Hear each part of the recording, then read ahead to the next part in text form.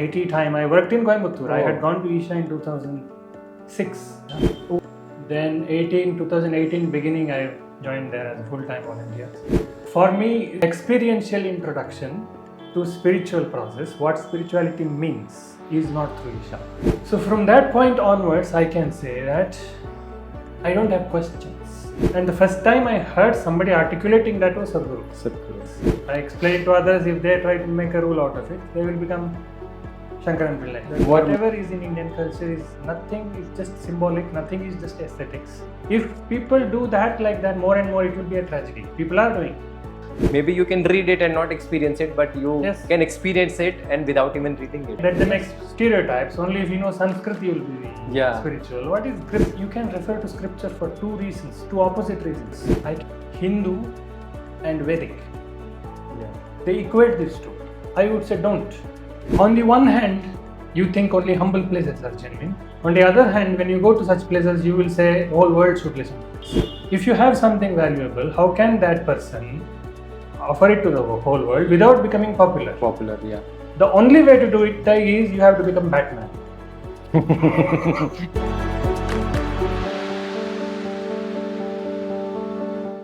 So, Namaskaram and welcome to the Spiritual Chord.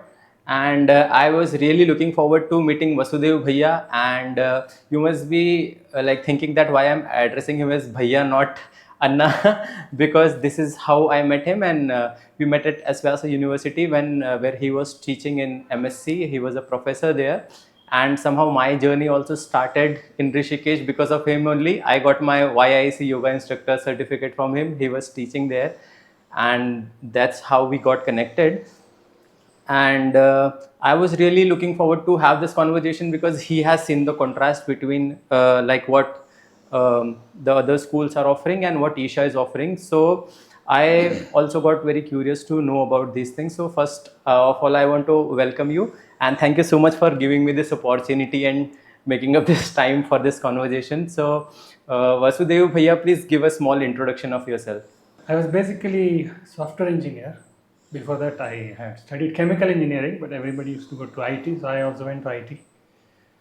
I worked for total 5 years in IT, 3 years in India, 2 years in US.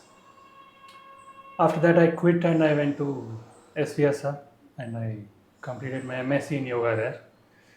After that, I stayed there as a volunteer for many years, and finally I became assistant professor there and taught there. So totally I was in SVYASA for 7 years. After that, gradually I started learning these Shambhavi Mudra and Shakti Chalana Kriya, all those I learned. I used to go to Isha towards the end of my tenure at SVYASA. Starting from 15-16, I started going to Isha. Then 2018 beginning, I joined there as a full-time volunteer. 2 years I was there, and when the lockdown happened in 2020, at that time I had come home and I didn't go back, and after that I didn't go back as a full-time volunteer. Now I keep going as long-time volunteer and keep supporting in some translation activities. That's briefly. Yeah. So let me tell you the highlight of one of that reason I wanted to meet him, because he has been doing the Kannada translations for Sadhguru's videos, and he has also done the translation for Death Book, so Sadhguru's Death Book, and now he told me that he's also doing the Kannada translation for Karma. So I'm sure that he also. In fact, I translated this inner engineering program also. Oh, program also. Yeah. Wow, this must be another insight. Yes. Yeah. Because now you get to see more in a very depth. Yes. Yeah. So I started with videos when I went there. That was the time Sadhguru announced actually. 2018, I went for Samyama. I attended Tamil Samyama, February. So there he announced, he said, we are now opening up Sadhguru channels in all languages. And he was asking us, we need translators, come and support us. He announced and he was calling people. And I thought, I know Kannada well. I studied in Kannada medium. I thought I will go and offer. And so I just went to that welcome point, VRO. And I said, Sadhguru just now announced Kannada translator they wanted. So I know Kannada. And so they directly took me to ILP. Usually it doesn't happen. Yeah. You have to do general volunteering for some time. I did that also, but they directly connected me with that Indian language publications. And then I started working there, and they had opened that Sadhguru Kannada channel. So we started translating and dubbing. So mainly it started with videos, many videos, and then inner engineering program happened in 2018 ending, towards the ending of that. They had some mega program in Bangalore, they had to launch it in Kannada also. So we, as usual, we did it in a hurry, everything, but it was done well. We did it in 2 months or something. Kannada was launched, and that was, yes, good experience. I was involved with the dubbing also. The live. No, the people who are doing the dubbing. Okay. So I would guide them how to dub it. Okay. Which sentence has to be told how. Oh, like that. That's because I was a lecturer before. I was teaching yoga, so I would know which sentence has to be told in which way. In which way. So that also I guided the dubbing artist. Then during lockdown, I did the death book, the lockdown 2020. If you ask me for the experience, translation experience, Sadhguru, because of Sadhguru, I found articulation for many things. I saw the lucidity of the language and the expression of the things. I had never found that in anybody. So neatly articulated, effortlessly articulated, without any, because now suppose if you ask me something, I will undergo some struggle to explain it, even if it is experiential for me. Yeah. I will struggle, which word to use, how to put this way. Whichever way you put it, it will become a paradox finally. But what is the most effective way to put it forth, and how to make the audience at least get stunned and still their mind and get them a glimpse of that. So that I started noticing his articulation is so crisp. And another thing is, in videos, when I do videos, what I started observing is, if you ask him a question, like suppose now we are talking, I'm talking something. Yeah. If you suddenly change the topic, I will undergo some kind of disturbance, and I will not find it easy to suddenly change it and discuss it in a very neat way. But I started seeing how effortlessly he does it. Suddenly you change the topic, he will address the fundamentals of it, and he will very neatly cover the whole thing. It will not leave any stones unturned. That skill I started noticing, and I started understanding somebody who is still rooted in their psychology cannot do this. It's not possible. True. If you ask me personally, I am neither here nor there kind of thing. I'm neither fully stuck in psychology nor fully established in there. I can see both sides. I can see somebody when they are blabbering. I can see it is completely coming out of psychology. They're not able to see the bigger picture. Bird's eye view is not there. That agility of thought is not there. So I can see it. I can see it in myself also to some extent. But I have not seen anybody having that agility, that kind of fluidity in their thought process. That fluidity is not possible if you are still rooted in psychology. That's not possible, I would say. Only if you are standing above it, you can use the mind so fluidly and in such an agile manner. Otherwise, it's not possible. I think in Sanskrit it is called Javatva or something. There is a word for that in Yoga Sutras. The mastery over the thought process is so much. It shows you are you are no more in thought. Yeah, and actually we saw I actually witnessed that when he was doing the youth and truth, because he was so spontaneous, and the youth will come up with like any kind of questions, and he will like give a like bang on answer for that. Youth and truth, yes, that also happened in 2018. I was in ashram at that time. Yes, youth and truth. Yeah, conversations. Mainly all the conversations, all kinds of people are coming and asking all kinds of questions.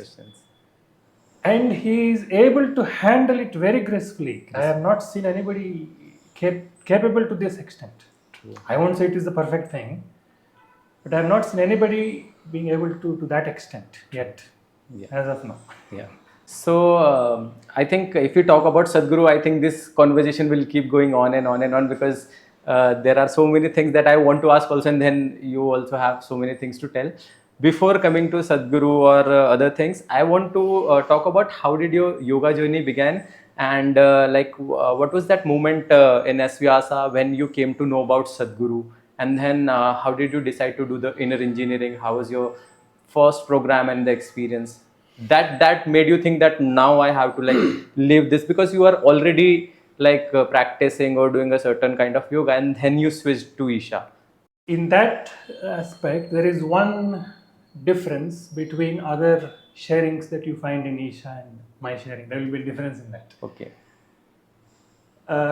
Because for me, experiential introduction to spiritual process, what spirituality means is not through Isha. That's, I'm candidly putting it. It's Okay. not, for me, the breakthrough, the icebreaker was not because of Sadhguru. It was not because of Isha. For me, it happened not because of anybody as such. That's again a big story. I will not go into the whole thing. To put it very briefly, I will have to tell it. Only then I can tell the Okay. transition, because Okay. otherwise the transition will not be meaningful. The first of all, since childhood itself, there used to be some kind of state of saturation. Very early childhood. Like how old were you then? I remember it. I think the earliest thing I remember was when I was maybe 4 years old, or even 4 years old? or even younger. I will tell you by saturation. What I mean is, at that age, I didn't know what was happening. But what would happen is, if I see people in some function or simply chit chatting nicely on a weekend, or playing some game and doing something, just passing their time, I would feel great sorrow, as if some tragedy has struck, kind of thing. At that time, I don't know why I'm crying, but I would cry and cry and cry, and people would probably think that he's crying because I was a child. Why is he crying? He's crying for something. It continued as I grew up, and as I grew up, I started understanding. It started getting articulated. Brain started growing. I started getting articulated. So the articulation was, why are people living life as if this is the ultimate kind of thing? There must be something more. Why are they living as like this when so much of so many things are rotting inside? They are bound to come out. Suffering is going to happen. So why are they considering and living as if this is the ultimate? In a marriage function, everybody is as if this is the ultimate thing in life. So there is some kind of saturation and some kind of sorrow as to why people are living like this. And it went on and on. Then naturally, I started getting attracted to spiritual literature. I didn't read a lot of things. The only two things I read was Paramahamsa Yogananda's autobiography of a yogi. So that it brought about a boost also. It brought about it increased the saturation also in a way, because now it looked impossible. It looked so difficult because the way the book is written, it's all full of mystical things. Yeah. So this is so difficult. This is not possible. Then further, more heaviness, more depression, more it's actually intensity rather than depression. Because when you say depression, people usually give up. Depression means giving up. I don't know what more. Here, there is helplessness of the psychological faculty, but I intuitively know there is something more. I don't know what it is, kind of thing. So that I read that, and I read some Kannada Bhagavad Gita literature also. That also gave me some kind of intensity. But still, I didn't take it as some kind of affirmation that I know something. I didn't convert it into knowledge. Then in 2004, for some reason, accidentally, I went to SVYASA, actually. For some camp, 10 day, it was a 10-day yoga camp. At that time, Vajpayee government has come to power, and they wanted to uplift Indian culture and all that. So they started doing this yoga, promoting yoga. They wanted to conduct inter-university yoga camp. I went. I didn't know what was going to happen, but I went. But those 10 days, it gave me the first experiential confrontation to what a spiritual process is. And I came to taste something.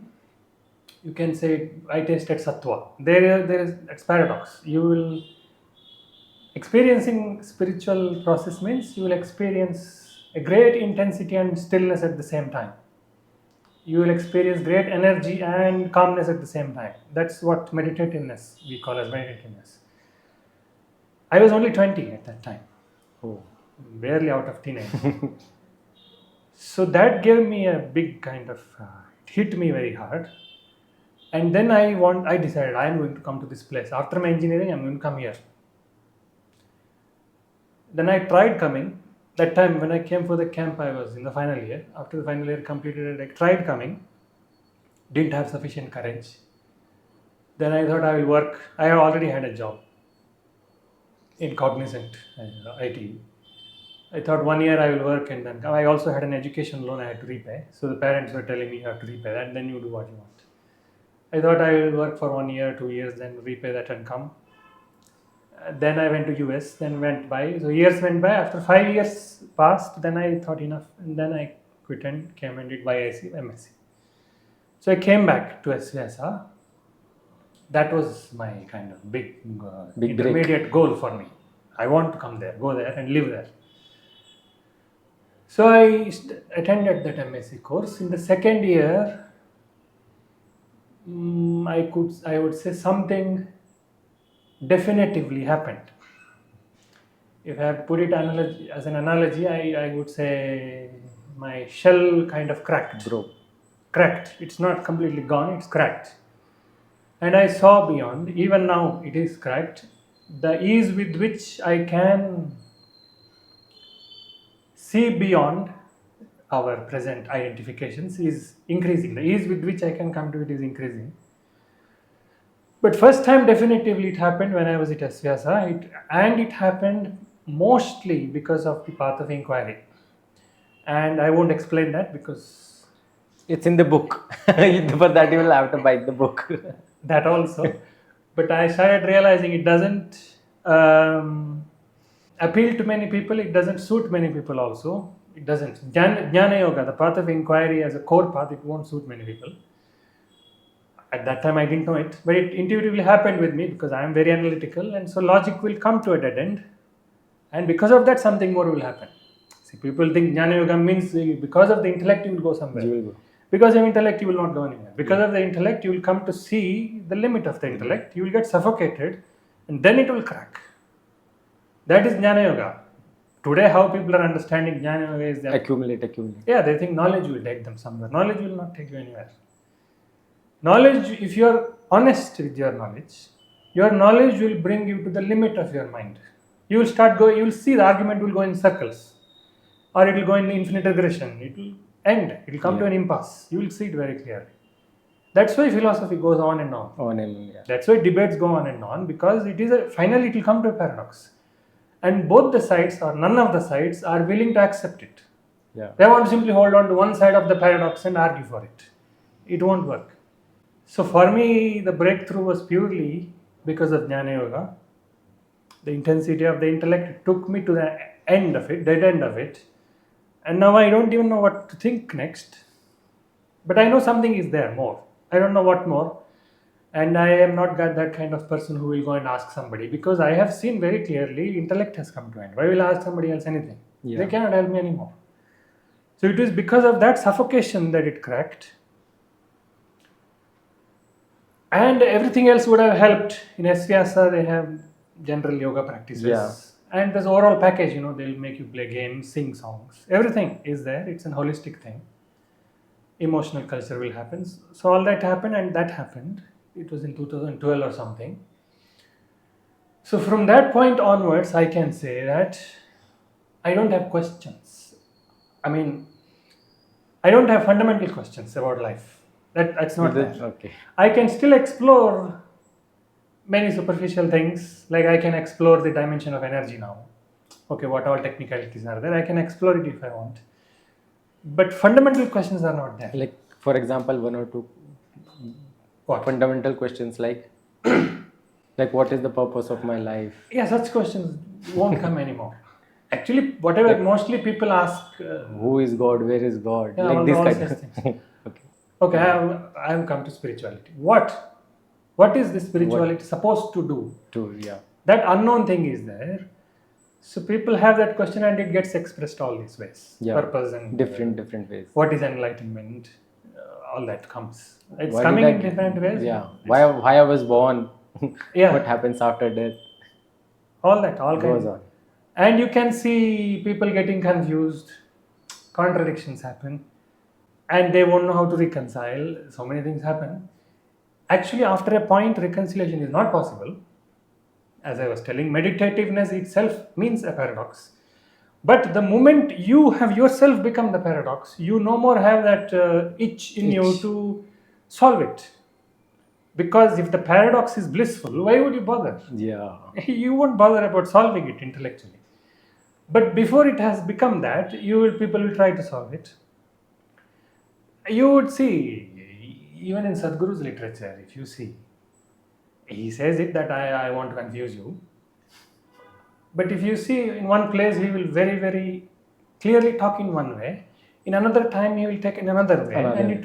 And within Isha only, I have seen people pointing it out within themselves, talking in the dormant hall. Yeah. What is this? Sadhguru has said this in video. Yes. And people will usually use one conveniently, ignore the other, kind of things will happen, but they won't know how to reconcile it. So such questions don't come to me when I see people discussing. I can actually help them, but Isha, don't try to do it. You are not supposed to do it like that. You cannot voluntarily go and I know how to solve it. You cannot tell them. So this fundamental Longing? No, the confusions part. Fundamental questions, confusions, contradictions, they no more bother me, because once you yourself see the paradox, come to the paradox, the intellectual contradictions won't matter. Superficially you can try. See, that's all another thing. I don't mean that you shouldn't reconcile anything. Everything is contradictory. No. There are few things which you can reconcile, and eventually it will come to a point where you won't be able to reconcile. Until then your intellect should be satisfied and you should be brought to that level of paradox. But anyway, so once that happened to me, such questions don't bother me. But as years passed, I'm coming to the transition now. Why I went to Isha.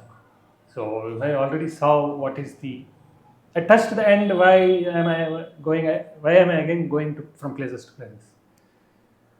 So earlier, it purely happened because of inquiry, Jnana, intellect. The intensity was mustered through the intellect. Other things may be there supporting. I did yogasana, pranayama, but nothing big time. But as years passed, I was trying to hold on to the intellect to keep myself intense. So I was lecturing, talking. I knew I am not lecturing to, give knowledge. Yeah, I know I'm using the lecturing as a task for me to keep myself intense. Okay. So I'm lecturing, I'm writing, I was doing many things. But then after a few years, maybe by beginning of 15 or so, I was no more able to muster intensity purely through intellect. It started somewhat vanishing. And now I was in a kind of loss, because I have seen very, very clearly, very, very definitively, that what I am seeking is at no distance from me. It is right there. I have seen it very, very clearly.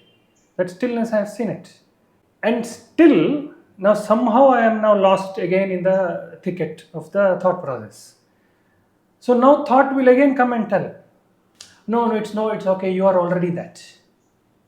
This is what happens to actually people who try to do Jnana Yoga fully. Yeah. It won't work. I can tell myself now, okay, I'm already that, it doesn't matter. But no, until it is experiential, you cannot say it. Yeah. If I am referring to in 2015, if I refer to my memory of 2012, and if I say I am that, it has no consequence. Again, I have made it a thought structure only. Only if I am in touch with it now, right now, live, I can say I am that. Yeah. Otherwise, it's of no consequence. So memory and the thought process started becoming like a covering, which I'm not able to dispel, and I didn't understand. intellect is no more helping me. The more I do it, it's becoming kind of a sluggish, thick layer, which I'm not able to Break. push, not able to dissolve it. Then I started wondering, I don't know what's happening. Then naturally I want something else. Obviously, whatever I did is no more working. Then I started looking elsewhere, and that time I knew Sadhguru's inner engineering was there, and I knew because I worked in Coimbatore. Yeah. IT time, I worked in Coimbatore. I Oh. had gone to Isha in 2006. Oh, that time. Yes, there was no Linga Bhairavi, no Surya Kund, No Adiyogi. no Adiyogi, nothing. There was only Dhyan Linga and Chandrakund. That's all. Peppermint. Even Suryakund was not there. Peppermint was there. Peppermint got consecrated. Surya Kund was not there. And Cauvery Calling also, like, the building was there or No, no? that side we can't go. Visitors cannot Such go. a visitor was I not think that was there maybe. That time the entry was, the cars could come till welcome point. till welcome. Visitors could come till there. So we come there and we just go to Jnana Linga. So I knew Isha was there, Sadhguru Something is is there, I there. knew it. But my core inclination, as I said, is Jnana Yoga. So here I saw the energy related stuff. So it didn't appeal to me. So it was never in my head that I have to go here. Because for me, Prashanti, I have to go to Prashanti. So in 15, then slowly now I have to do something else. What to do? Then somehow this was there at the back of my mind. Actually, till then I had not even watched Sadhguru's videos. Because when you are fine by yourself, you won't watch anybody. It's not about Sadhguru or any person. Yeah. You won't read anything, you won't watch anything. If anybody becomes meditative, even in Isha also, there are many full-time volunteers, brahmacharis, who no more watch any of his things or read Read books, yeah. They are fine. Sadhguru himself has said no, I think, and actually even I have experienced this, that after like my sadhana pada, like before that also I used to like watch like very selected videos only, but later on it never felt like I stopped reading books, I stopped watching videos. Like even I had like mystics musings and all those books I had bought, but then it felt like I don't need, because whatever is there is like enough. You just do your kriya and Yes, main thing is sadhana, everyday sadhana, it will work. Otherwise, for most people, more videos and books will create a problem. Because that potency of the intellect is not there to hold that much. True. If people have that potency, they can read and watch, it's not a problem. But now the more you watch, it will become confusing. And then what happens is, like Sadhguru has said about something in a particular context, and then they use that thing in a different situation, and they put it there and they say, no, Sadhguru has said this, Sadhguru said that, and then people get into argument, and I have seen that in many times. Yes. So that is all because of the intellect is not potent enough. Yeah. It's not clear enough. So if you give it lot of information, it will only make confusion. So for most people, it won't work any also. So I was not watching for a different purpose. I was fine, so I was not watching. So then I came to know about inner engineering. Then I went and did inner engineering. Which year? This was 2015 October, I think, September, October. Oh, so after like you came to Rishikesh, after that you did inner engineering. Yeah. Okay. When was your? It was in May. 15? May 15. 15 May? Yeah, around, no, not 15, around first to something. April or May. 2015 May. Yeah, 2015 May. That year only. By that time, I had started becoming, my intellect had started becoming a burden for me. Okay. I wanted something else. So I did that, 2015, September, I think. Then immediately, within a few months in February, I did BSP, Shunya. Oh. Then I went to MSR also, volunteering, in 16 itself. So February I went 3 times. Then I was practicing those things, Shambhavi and all.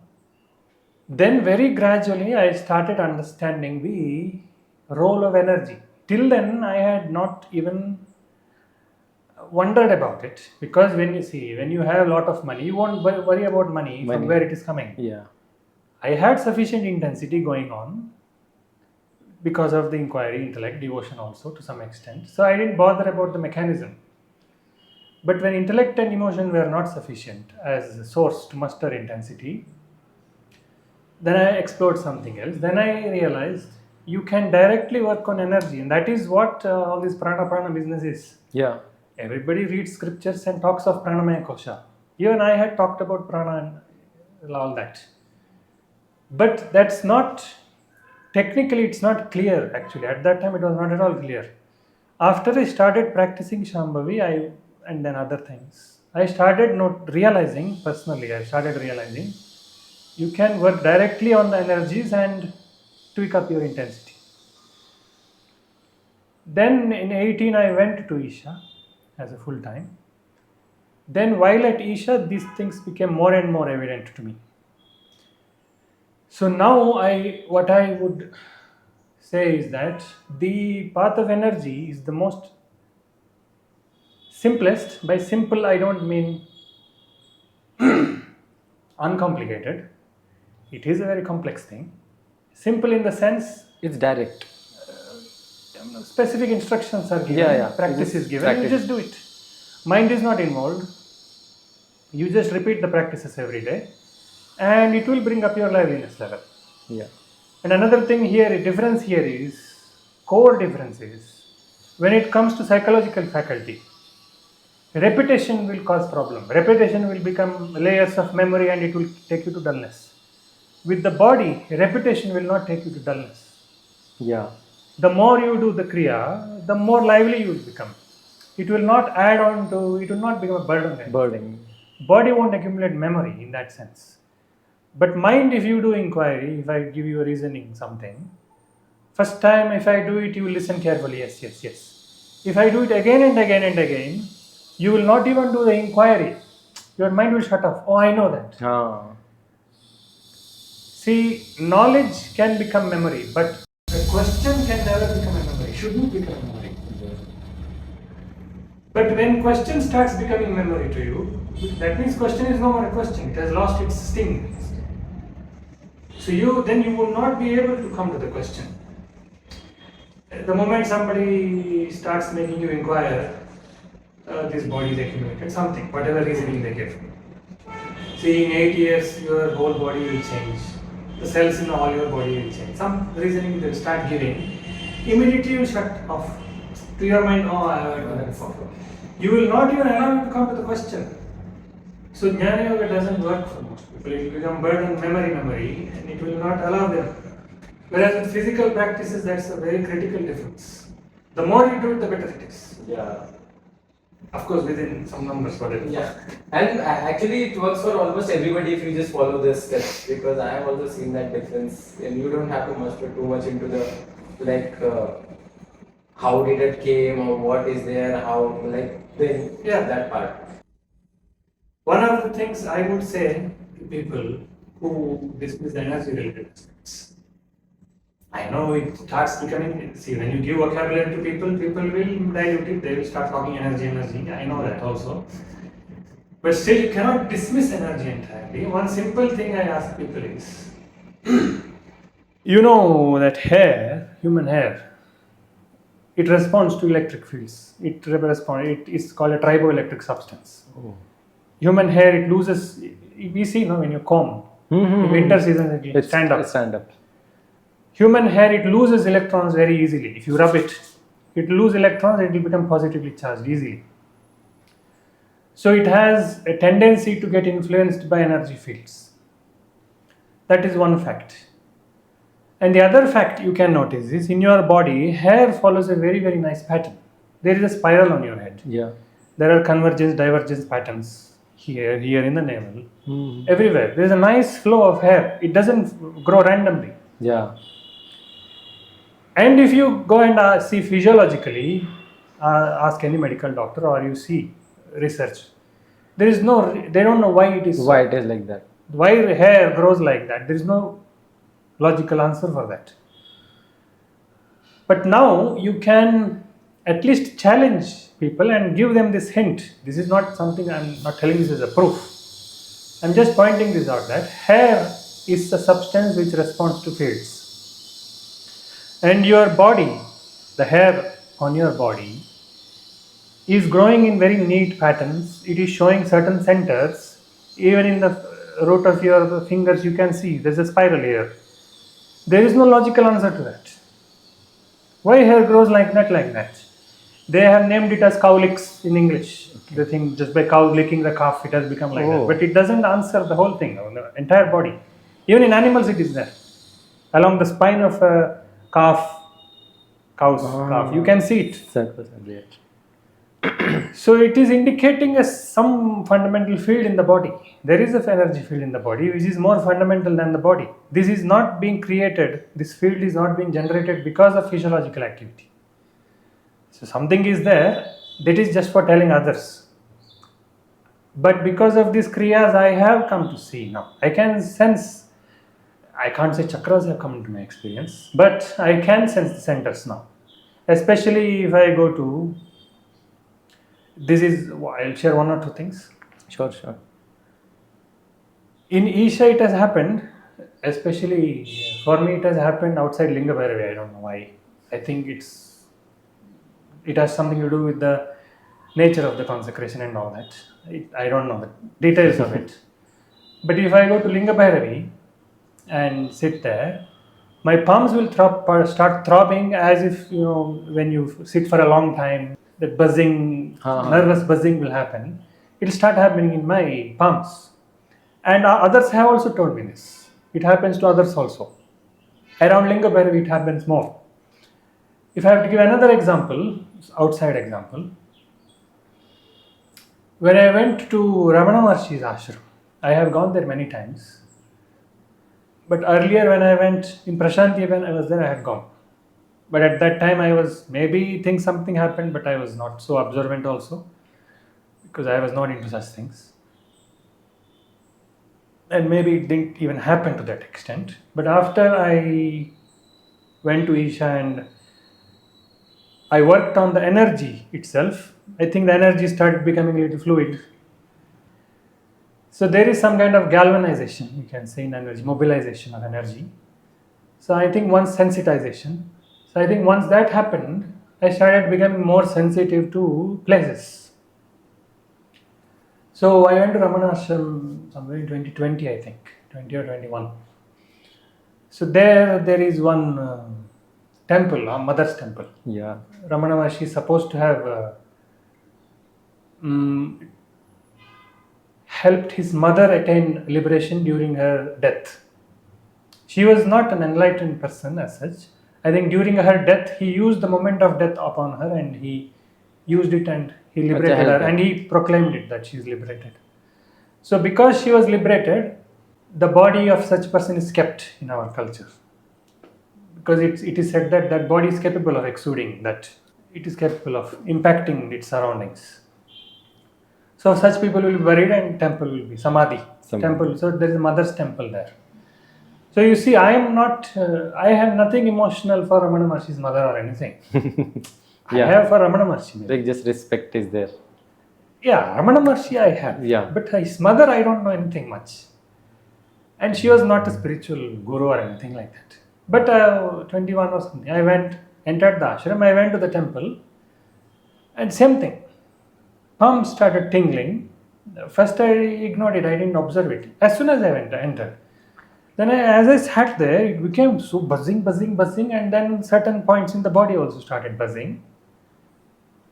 And then that was one of the outside Isha. Then I recognized, okay, that's what this means, a reinforcement of the same thing. In Isha I had seen this. This is what consecration means. This is what impact of the place means. It is a physical impact. It's not at all psychological. Yeah. I was feeling emotionally overwhelmed also and I was crying. Although I had nothing for Ramana's mother. But if it was only emotions, you cannot say for sure whether it is because of the place. It could be because of me also. Yeah. But this tingling, this point and all, this is all physical. I cannot deny that, dismiss it in any way. See, if you ask me, I am very, very analytical. I will not conclude anything unless it becomes not dismissible. Otherwise, I will dismiss anything. Something like this happens. I will observe it and dismiss it, maybe for some reason. I will not try to connect it to something and make a theory out of it. You see some people... Yeah, they dig into it. Dig into it and they'll conclude it Yeah. immediately. They'll start feeling all kinds of things. They'll make up things. So that again happens because of intellectual potency is less. So I don't do that. I might have felt hundreds of things, but I will not make theory, I will ignore it. But when such things happen, I can see there is a physical impact. You cannot deny this. And then I experimented it. I went out and it went away. I went to some other place in the ashram, it didn't happen. I went again to Mother's temple, it happened again. So it is reproducible, for me at least. So I started seeing place has an impact. So this is what is meant by energy. Energy is actually not the best term for it. That's why in the book I have introduced another term for it. Because when you say energy, you only think of something, some intensity impacting you. But that has both things to it. It has an intensity aspect to it. It also has a propensity aspect to it. Propensity means it pushes you in a certain direction. It is not just intensity. So it is kind of programmed energy. It is energy which holds some kind of tendency, some information. And it will impact you in that such particular way only. So this, I started becoming sensitive.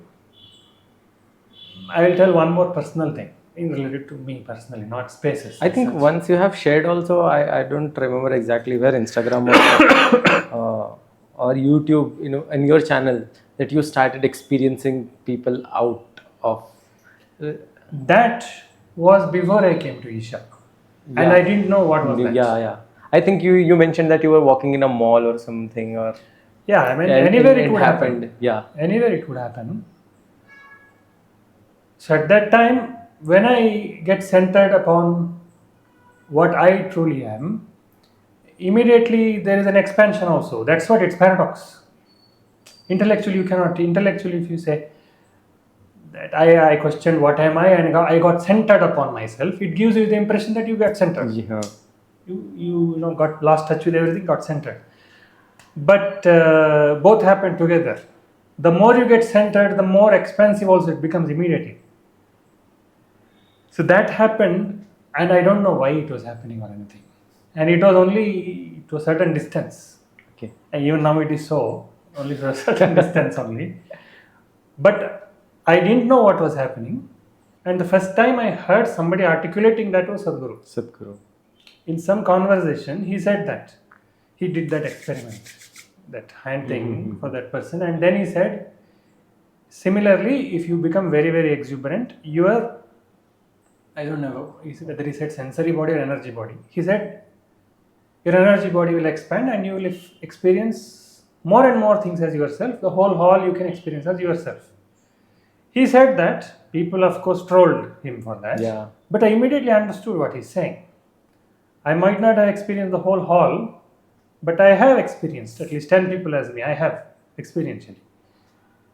So when somebody said that, that cannot be a fluke. True. Then I saw, okay, this man understands something. Like that, many things I saw. This is one example. There are few things which I saw in him, which probably I will not be able to explain to others. How much ever you have seen personally, that you will be able to recognize in others also. Okay. Now, I am not talking only of Sadhguru. Some people in Isha, some brahmacharis, some teachers, when I interact with them, I can very quickly sense them. Meaning, they have come to, at least they have cracked the shell as I have cracked. Okay. That I can see. Or they have gone beyond that, maybe. That I won't be able to explain to others. What is it I see? If I explain it, we will make a rule out of it. And then they'll try to think and it won't work. It's a very subtle things. If I explain it to others, if they try to make a rule out of it, they will become Shankaran Pillai. More miserable. Shankaran Pillai. They'll become Shankaran Pillai. Yeah. Supandi. I usually say Supandi because of Tinkle comics. Yeah. So another thing which I started noticing because of these Isha practices. So in 2000, somewhere in 2015 or so, I was in Prashanti. Some lecture, after the lecture, one girl came and touched my feet. Many people used to do that. But this girl touched my feet in a very particular way. I didn't know that. She did something particularly. I looked at her, surprised, what you are doing. Then she explained, she said, Paramahamsa Yoga, she's a follower of Paramahamsa Yogananda. Oh. She said he has explained that when there are sadhakas, yogis, when they do sadhana, their energy is more exuding in a particular spot in their feet. It's not everywhere in the feet. So he has told that. That's why I touched that one. I said, because I myself don't know. I said, okay, and I went away. And I have not felt anything special with any particular spot as such at that time. But somewhere in 2019, I think I had gone to Isha at that time. And I was practicing all this, Shambhavi, Shakti Chalana, Surya Kriya, many things. While at Isha, I would do more. I would do 3 to 4 hours sadhana every day. So one day when I am doing Surya Kriya, closed eyes, I am doing Surya Kriya. When I am doing a particular step, I won't tell which spot, I think it is known traditional anyway.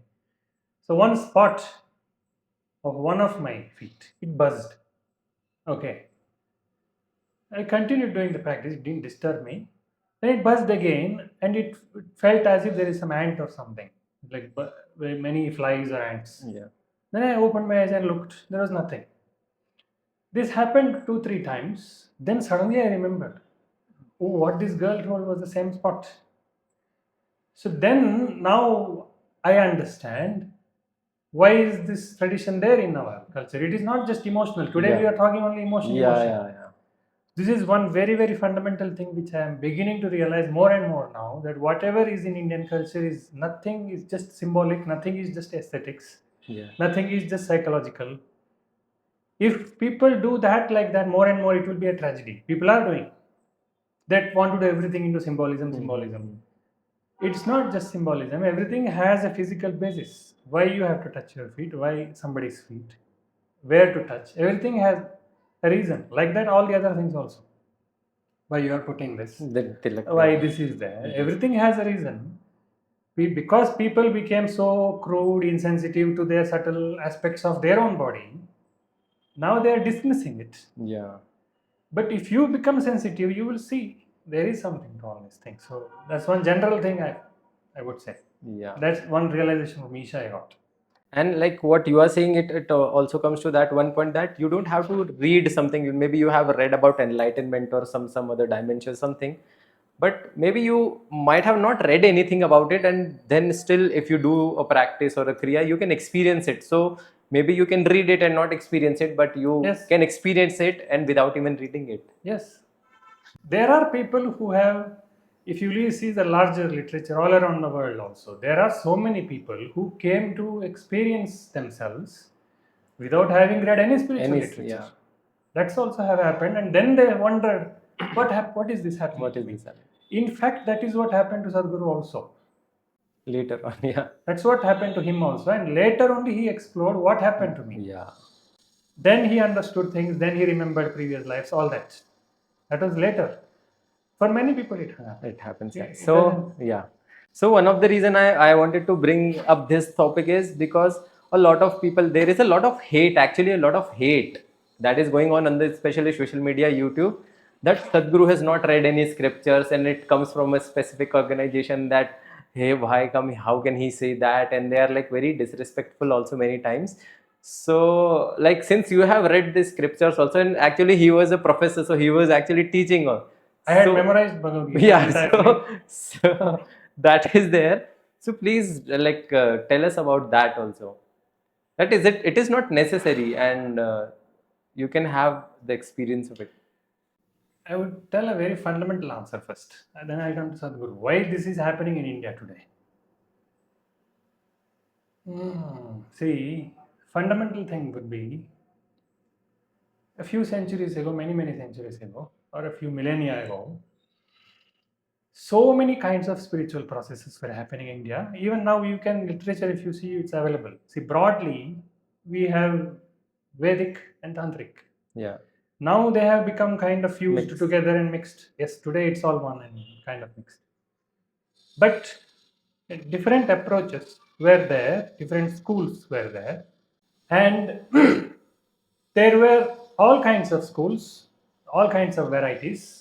This scripture and non-scripture is only one kind of varieties, but there are many kinds of varieties, and all kinds of schools used to produce flowers in their own way. They would produce realized people in their own way.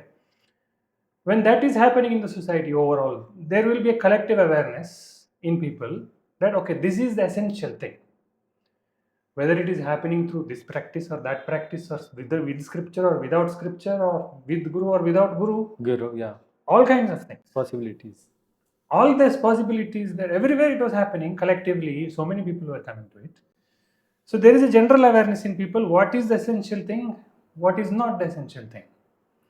When this organic ambience goes away, when such people are lesser and lesser in number, people will start making stereotypes. Yeah. Only if you are doing this, it will happen. Only if you are that, it will happen. This scripture, non-scripture is one of that. If you go to see, now you are talking about Sadhguru. What do you think happened to Shiva? Go and read the Puranas. What do you think happened to him? Some people saw there is something in him. We have to invite him for this yajna. Yeah, Daksha says, I won't invite him. He's a wild fellow. He's uncivilized. He doesn't know anything. He cannot be spiritual. Maybe that is the stereotype he had. He didn't call him. There is a clash. You can very clearly see a clash between that society and Shiva. True. Daksha was the king or the head of that society or whatever. Yes. What Sadhguru you are talking about? Shiva himself faced that. He was not going by the way they were going. They were going by the Vedic way. And Shiva's way is mostly it was Tantric way. He explored everything, all kinds of things possible. But he was very wild for these people. They couldn't contain him in any definition. So they put a stereotype and they ignored him, whatever. But eventually, he became so significant that they could no more ignore him. He himself entered the Vedas. He became a deity in the Vedas. Yeah. You can see that development happening in the Vedas. Initially, it's all Indra. Then slowly it becomes Rudra. Yeah.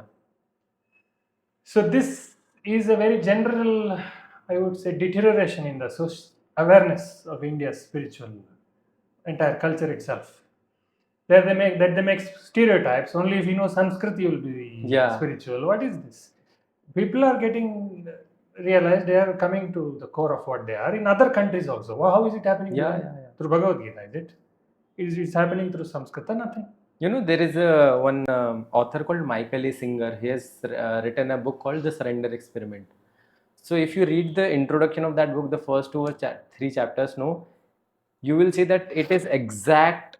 The entire experience is exact what happened with Sadhguru, that this person, he goes into the mountains and then he sits somewhere and then he started experiencing everything, like the bird, the cloud, I'm having goosebumps now. So he started experiencing everything as his own, and like he became one and all those things. But then maybe he was not aware what is happening. So when I read Sadhguru's book also, that it reminded me that is happening with other people also, but maybe they are not articulating or they are not putting it in that term, but it is happening. Yes, it's happening. See, only if you consider this entire picture that it is happening to people all over the world, it will happen to them through various ways. You can use various faculties and do it, various approaches and do it. You can do it through scriptures also. You can do it without also. If this awareness is there, only then what is India will remain alive, because this land is one geography where they did this whole process consciously and they built infrastructure for it, supportive thing for it. Yeah. So in other countries also it has happened, but there will be one-off instances here and there. Happening accidentally kind of thing. But here they wanted to make it more and more, no more accidental. Yeah. They wanted to make it. In every generation, we must have certain percentage of people who have blossomed. Yeah. For that, you can employ any kind of approaches. Why should you say only through Sanskrit and scriptures? Yeah. That doesn't. I mean, if you do that, you know why that's happening. I don't know if people understand this or not now. This is something I've begun to realize now. Because of these few years of invasion and colonial rule on India, Indians have, in these last few centuries, without their knowledge, they have slowly adopted the Abrahamic religious template. They don't realize it actually, but it is very, very deep rooted. Yeah. For example, the most superficial of that is glorifying one book. So that's why now I point out to people, if you start glorifying, for example, Bhagavad Gita too much, I would tell them don't do it like that. Even others have told it. Swami Vivekananda also has told it. That one book is not for our thing. Yeah. So one step would be, see, we have so many Upanishads, so many rishis are there. When we say Upanishads, there are many. And in one Upanishad, there are so many stories, so many sages. It is never around one person. One person. It is never around one book. That is one thing. But I would go one step further. Now, this is a little controversial thing. I don't know if anybody has pointed this out. Presently, there is a confusion between the words, confusion or conflation between the words Hindu and Vedic. Yeah. They equate these two. I would say don't. Hindu is a much generic term. Sanatana Dharma, or whatever you call it, is a generic term. Vedic, you supposed to be, or it happened to be, one of the approaches which happened in this culture. That is not the only one. Don't equate this. Don't say that Vedas are our Bible. People talk like this in this language. Yeah. Everything has to finally conform. Yeah, because it is not written in the Vedas. Yeah. So there is, see, there are differences, superficial differences. Then it will become generic. Most of them will, many schools will submit themselves or conform themselves to the Vedas, Upanishads, whatever, that branch. But don't equate that to Hindu. There are other things which don't go to the Vedas. Yeah. Tantric schools don't go. School, yeah. So YouTube, you will find there is one particular video, and that person is a Pithadishwar of some organization. He has made an entire video about, and that the thumbnail of that video says that ye Linga Bhairavi kya bala hai, like what is this? It is not mentioned in the scriptures, and it is so derogatory, and like I have not read any scriptures, not I am very not a big sadhak also in this and that, but I said that, see, if it is not mentioned, though, it is not necessary that if it is not mentioned, and then anyways Bhairav and Bhairavi have been mentioned in the scriptures, in the Puranas, or you might find it's in the some book. So it is not that something Sadhguru has created of his own mind. People think that. You can tell that. I'm telling you can tell that also. What people did went into scriptures. Scriptures, what was in the scriptures is not what people did. Which came first, people or scriptures? Yeah, people. People came first. True. What they explored was documented. Then why are you holding on saying this is the ultimate, this is the only thing? No, you can do.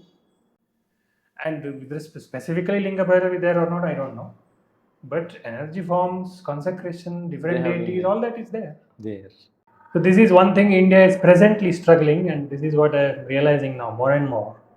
Indians in a way somewhere reacting to the religious forces or the Western templates, and they say they are trying to become Sanatana Dharma, revival of Sanatana Dharma, but what is actually they are doing is their reaction, they are just becoming another kind of religion, getting too much centered on one book or getting too centered on one set of books is also not an Indian thing. Getting centered on books itself is not an Indian thing to begin with, because in India they very clearly knew books came out of people.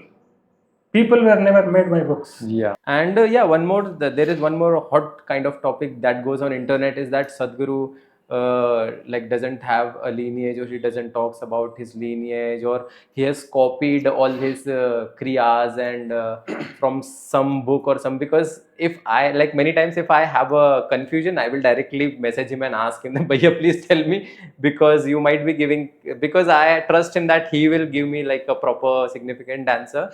So like tell us about that also, that the Isha Hatha Yoga practices, because we have also done the other practices what we learnt in SVYASA.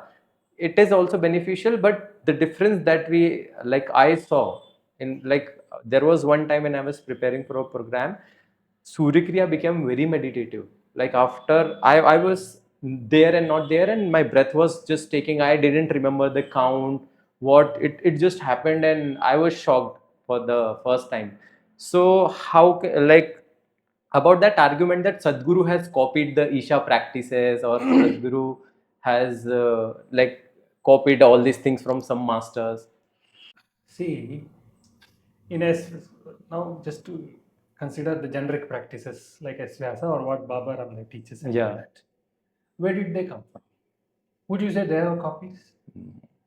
No, they are also copied from somewhere. Somewhere, yeah. See, these practices, we have Nadi Shuddhi practice. So if I teach somebody Nadi Shuddhi practice, of course I know it is not from me. They also, it is not from me. But what would certain schools do is, SVYASA also has done it to some extent. They have developed their own practices, techniques. Yeah. They have cyclic meditation, MSIT. mind sound resonance technique. They Yeah. have certain things. Hmm.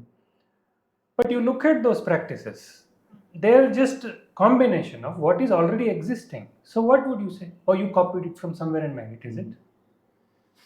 See, Hatha Yoga, the basic principles, how the body is, how it functions, like Nadi Shuddhi or the Kapalabhati, or the basic things.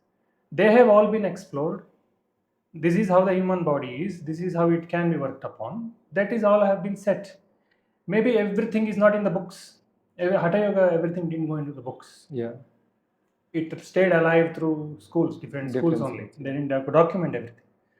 So whatever generic practices we do, asanas and pranayama and everything, it has survived because of the schools only. Now we don't even know who to credit for that, first of all. So that is one thing. But what with certain teachers, masters, certain schools, institutes will do is, they will develop practices, techniques of their own, but those techniques will be a combination of what is already existing. They are not coming up with something entirely new. So similarly, whatever is taught in Isha, I don't know, I have not gone to all the schools what everybody is doing. So the Shambhavi Mahamudra, for example, is a combination of certain steps. And if you have practiced or learnt simple practices, pranayama from everywhere, you can see it. Yes, it is a certain combination. Like that Shakti Chalana Kriya, like that Hatha Yoga. And he has learnt it from many people actually. It didn't come from one source. For example, Angamardana, he learned from that Malladihalli Swami when he was a small. That was the first practice he learnt. From Malladi. That he says in the program, etc. Then I think certain pranayamas also he has learned from him. I think he credits that in the Shunya program, he tells that. Yeah, maybe those people have not seen those videos. Yeah, if you do the program, you will. So now you will have to come to Isha to do the program. To do the program, you will know. He will either directly or indirectly credit. But again, it's not so simple. It could be such that he has told it himself. First, something happened to him. He went through that in Chamundi Hills. Something happened to him. He doesn't know what happened to him, and he doesn't know how to make it happen for others. He's clueless. For 2-3 years, I don't know how long. I read it in some Kannada book. For many years, he went around trying to find out how to make this happen for others, because he doesn't know any method. He went to he has told it openly. He has gone to many schools, and I know which schools he would have gone to. I won't tell it. People will get offended anyway. Yeah, if you attend the programs, you will come to know. But I can also guess, apart from what he has said openly, I can also guess a little more where all he could have gone. But he has said this. He has gone to many places, and what he saw was he had the experience, but these people had the tools. Yeah. It was like a paradox.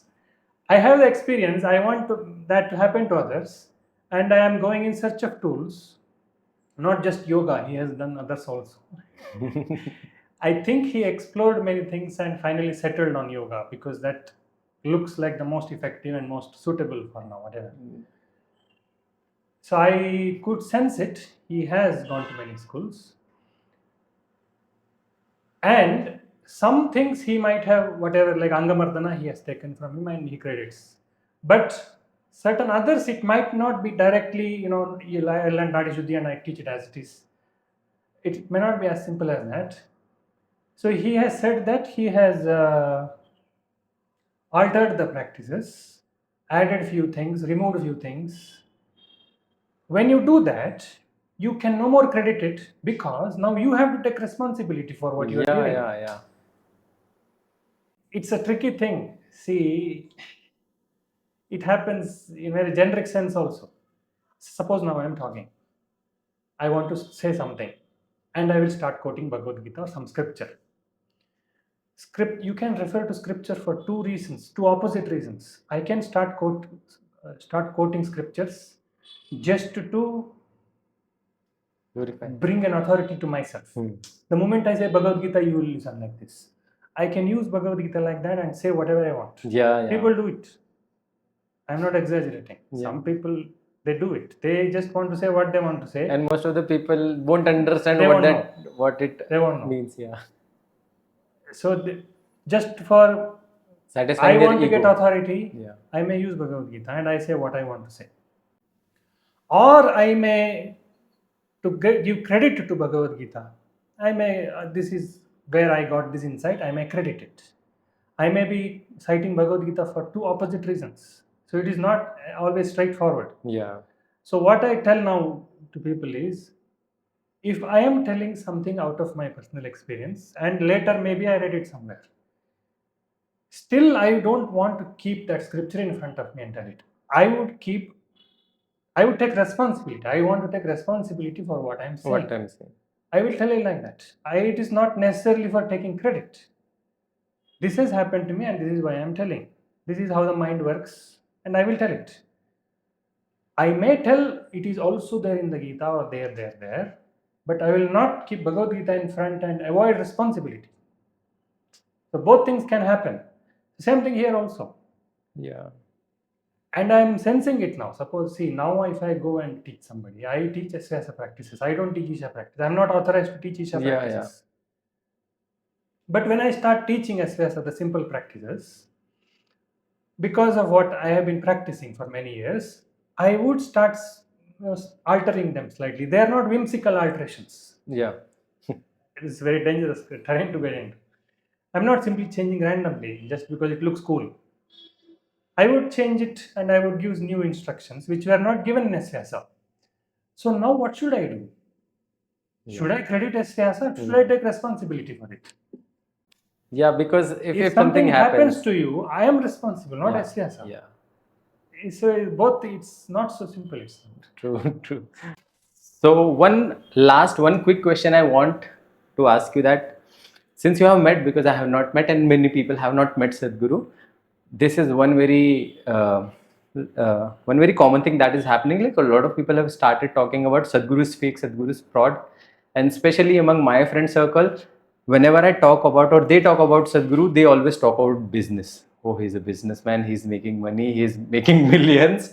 So, like, what do you have to say about that? That's very common sense. See, I nowadays, if people ask me this question, I ask them back a question. Suppose they have gone to a very humble place. Yeah. Humble means poor. Yeah. Place. There is one guru there, genuine guru. There is a guru there. They have gone there for some satsang, and the guru gave some talk or something, and you felt something, felt good, felt intense, whatever. Then immediately your instinct is more people should listen to this. Okay. Then you may even exclaim, The whole world should listen to this. This is such a valuable thing. On the one hand, you think only humble places are genuine. On the other hand, when you go to such places, you will say, whole world should listen to this. How can a place or a person remain without money, people, infrastructure, anything, and reach the whole world? How is that possible? Yeah. This is a contradiction. People do it themselves. See, you want something valuable, you see, people want the whole world to listen to it. They themselves will say. At the same time, they think spiritual master means she should be only in a humble place. That is about money is one thing. Yeah. The other problem people have is popularity. Oh, they're becoming popular. Again, the same thing. How can you, if you have something valuable, how can that person offer it to the whole world without becoming popular? Popular, yeah. The only way to do it is you have to become Batman. Your identity is secret. Nobody knows. You are spending your money on the society. You are spending your everything on the society, and society doesn't know who you are. Is that what they want? I don't know. Yeah. If they want work to happen, he has to reach out to anybody. I'm not only Sadhguru. Something has to be reached out, and today it is more relevant because social media is there and it can be reached. People can be reached very easily. And anybody, even Buddha, if he were alive today, there would have been a channel, Tathagata. There would have been a channel. I am very sure. Dhamma teachings would have been there. If Krishna was there, it would have been there. So what is this? I don't know. They are purposefully not using their brain, or I don't know what. It's common sense. Common sense. You know, recently I went to the Mumbai. There is a big pagoda there. If you have seen that golden, I'm saying Samyama, Vipassana center. It's a very huge space. And if you go inside, it is like 10 or 20x of Dhyanalanga. That much of space is there. And while before going into the dome, outside we saw there was that Dana Peti, a big Dana Peti, and it was just filled only this much. So that time a thought came into my mind that if this would be there, that people were donating enough money here, then this place would have gone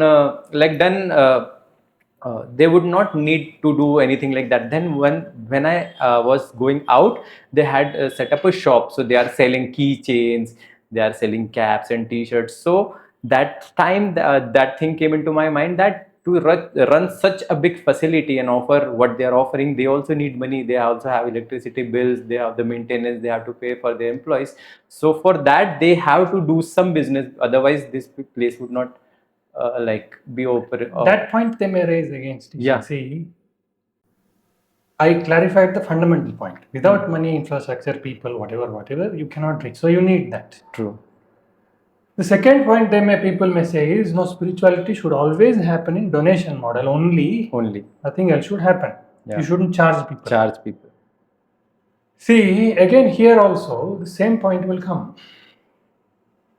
If the person himself, suppose now I am very sure I am not after money. If I am sure, forget about what world thinks of me. I am very sure money doesn't matter to me. What matters to me is that I have something valuable to offer, and it should reach as many people as possible, as quickly as possible. That's my goal. Then I have some worldly wisdom also. I see this, and I see if I charge money and do it, I will charge money from those who can afford. I will charge. Those who cannot, I will give for free. I will do whatever, something I will do. And I will see that if I charge money, I will be able to reach much more people. If I go by the traditional Dana model only, see, personally money doesn't matter to me, but still to follow that old model, I will do only donation model. My lifespan is only 70, 80, whatever. True. By that time, I may not reach too many people. It will become a limiting factor for me now. So if I am sure money is not my weakness anymore, it doesn't matter to me anymore. Even if whatever I get, if I wear good clothes, it is because of that I will be able to influence and impact more people. True. I can go to world stage. To go to world stage, I have to wear a certain way. To access more meetings, I need to have vehicles. I may even come to a helicopter finally. Eventually, it is giving rise to a certain sustainable system. I am not just enjoying my life. Yeah. See, same thing you can ask, why does Prime Minister have helicopter? Why does president have? Because their time is valuable. Valuable. If they spend 1 hour on something, it will produce that much outcome. So they are allowed to use a helicopter. Same thing can happen in other ways also, in a non-government way also. So if I see I don't have a problem, I will do it. But what I have to keep in mind here is the people who are around me are not into money. Yeah. That one thing I have to take care of, because I am sure I am not into it. Money comes, I will make use of it to reach more people only. But the people who are around me, volunteers or whatever, the main core people at least, they should also be not into it. Only then I will do it. So if I am able to have 100 inspired people like that for who money doesn't matter, I will do it. I know these people are not corrupt, I will do it. Otherwise, I may hesitate. I may not have the people, the organization will become corrupt. I started with some purpose, but people may backstab me still. So if I am able to inspire sufficient people, I may even start charging money. Yeah. With that way, I will reach much more people. I may reach a billion people. Otherwise, I might have reached only billion. Yeah.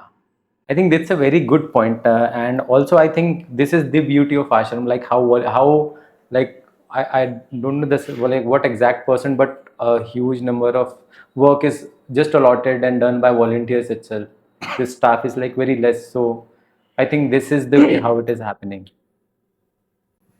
If you ask me in one line, I would say Isha is one place presently on the planet which has the maximum magnitude amount of inspiration. I have not seen any other Anywhere. place running on inspiration like this. True. You would have seen places running on motivation. Motivation. People are motivated towards something. You can run a terrorist organization. You can motivate them towards some motivation, whatever goals they have. But inspiration, where people want to simply Just dissolve themselves, offer themselves into it, and include the whole humanity without against anybody else. Whatever movements they do, whatever campaigns they do, it is never against anybody. They want more and as many people as possible. They want to come and join into it. It is never portrayed, or it is the fundamentals of it is never against anyone. See, it is very easy to make slogans against somebody and make people join. You can make an identity against somebody and make people join. That's very easy. That's motivated. When it is completely inclusive, I am not against anybody. Still, people are coming and join. It's not easy to make. Yeah. Not possible. I would say you can at the most get 10 people if you do Yeah, it. but at such a large number, it's not Such possible. a large scale on the planet. I think this is the phenomenon. You can say it's the Guinness record. And I think this is one question which I ask everybody, almost everybody in podcast, but I never get the relevant answer. That what, like when you go to ashram, what that you see, and what I see is like how the work is happening. Even though like half of the workforce is not trained or they are not professionals, yet how the work gets happened. Even if there are 2 people or 20 people, the work will happen in the exact same way how it is needed to happen. That is something I have. It will happen. I think the output will be much more also. Sometimes. Yeah. Even in corporate structure, you may not get that kind of output. Output. Much more chaos, much more confusion may happen. Yeah. But output will happen. Output will be also much more. True. Nice. So, okay. Enough of so many things. Now I want to talk about Bhaiya only. So, he has written a book called Inquiry. I think that has been the basis of his spiritual journey, because his Instagram and YouTube channel's name is also Jijnasu, and very curious about that. So please tell us about your book and what could we expect from the book, and what was your inspiration about of writing that book? The same thing. Anybody goes to a movie, they watch a movie, they will, to whatever extent they can, whatever capacity they have, they will tell 3 people, 4 people, they will write a review. The moment you see something is worthwhile, you want others also to experience it. Yeah. It's the same thing here also. When some transformative thing has happened, radical changes have happened, and you have come to touch something which you see others are not coming to it. So the immediate longing is to tell them first, something is there, and they may not listen right away. then the next step would be how can we convince them? Yeah. How can we make them realize actually? And so we have to, it is just like convincing a baby to do something. Something. So how to tell more and more and more and more things around it? How can articulate it better? How can you, basically it will become intellectual. When you have to express it, it will become intellectual. But with the way you are also, you will impact some people. That will inspire people, be and make. Swami Vivekananda said, be and make. Be and make. You cannot tell and make. Basically, you can be and make. Tell and make, you can tell a few things to challenge their intellect, make them inquire. So it evolved over the period of time. 2012, I first came to taste something definitively. So from that time, I was lecturing in SVYASA. So I would tell them, I would not talk about enlightenment. What I would tell them is, see, if you are absolutely committed for a short period of duration of time and a lot of intensity happens, you will come to see a trailer. I would tell like that at that time. You may not see the whole movie, but you will come to see a trailer. After you see the trailer, all your questions will vanish. After that, you know what to do. After that, you will at least not be totally lost. All that I used to say at that time. So that I was telling, and that evolved how you can make people inquire, what are the different faculties you can employ. So articulation improved. Essential thing was that only. It improved over a period of time. Then after I went to Isha, more things came into that, energy aspects. So that also I experienced, and that also I shared. See, telling general public who have not, by general public I mean those who have not yet explored The dimension. Spirituality. Yeah. They don't, not even interested in it. For such people, you will have to tell one kind of thing. But because I was at SVYASA, basically 7 years, and at Isha also, I see more things, struggles of the seeker itself. They have come to spirituality, and then a lot of intellectual drama. This path versus that path, this guru versus that guru, scripture versus non-scripture. They'll get stuck in this nonsense. They'll get identified with something. So, yeah. It may happen with Sadhguru also, actually. People may get identified with Sadhguru, and then that may become intellectual block for them. Yeah, I have seen such things happen. Not many, maybe. I don't know in outside how much it is. In ashram, it's not like that. Not many. Maybe few here and there. But it may start making them, like how people use scripture to feel authoritative. People may start using Sadhguru to feel authoritative. Yeah, it is happening.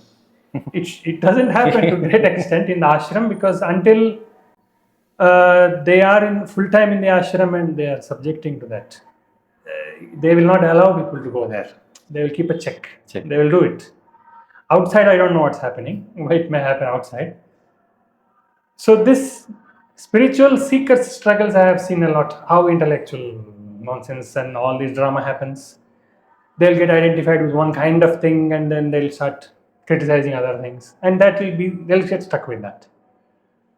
So those things, I think you will find some clarity in my book, because it is the tagline of that is Seekers' Insights into the Math and Melody of Human Quest. So I have seen certain struggles or certain drama in people. I think that I have addressed a little more in detail. How to not get caught into that drama. Different paths, their place, which one appeals to you, what faculty, all that, and some intellectual drama and all that. I have clarified. And the way it is written is, I would say openly, it is influenced by Sadhguru. The way it is written. Because if you leave it to me, how I was before, the writing style will be very, very analytical. And not many will be able to read it. It will become a heavy dose. Logical. Because that's how I am. Logical. And it will finally hit a dead end. That's what I want to show you. I don't want to show you logically something. I will show you the limit of logic. That won't work. Then I simplified, because I listened to so many videos. Then I realized, okay, this is the way to talk.